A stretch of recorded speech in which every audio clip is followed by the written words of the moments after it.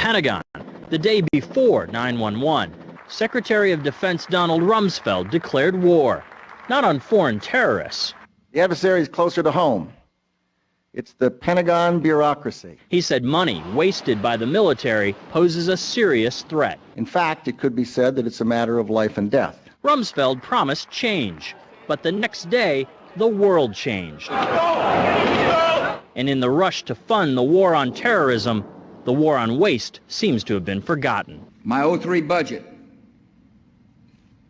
calls for more than $48 billion in new defense spending. More money for the Pentagon when its own auditors admit the military cannot account for 25% of what it already spends. According to some estimates, we cannot track $2.3 trillion in transactions. $2.3 trillion with a T.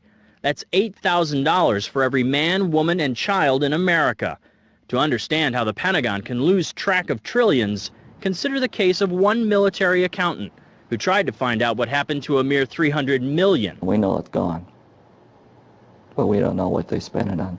Jim Minery, a former Marine turned whistleblower, is risking his job by speaking out for the first time about the millions he noticed were missing from one defense agency's balance sheets.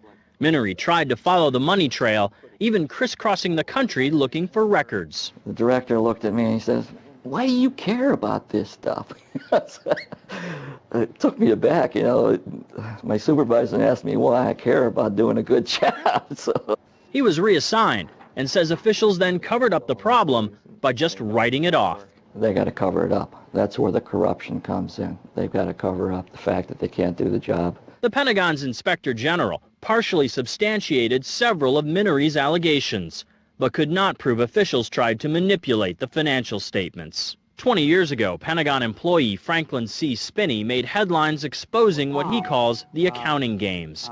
He's still there, and although he does not speak for the Pentagon, he believes the problem has gotten worse. Those numbers are pie in the sky. The books are cooked routinely year after year after year. Retired Vice Admiral Jack Shanahan commanded the Navy's Second Fleet the first time Donald Rumsfeld served as Defense Secretary. With good financial oversight, we could find $48 billion in loose change in that building without having to hit the taxpayers. In the 2.5 minutes since this report began, the Pentagon has spent nearly $2 million, and it may never know where 25% of those tax dollars went.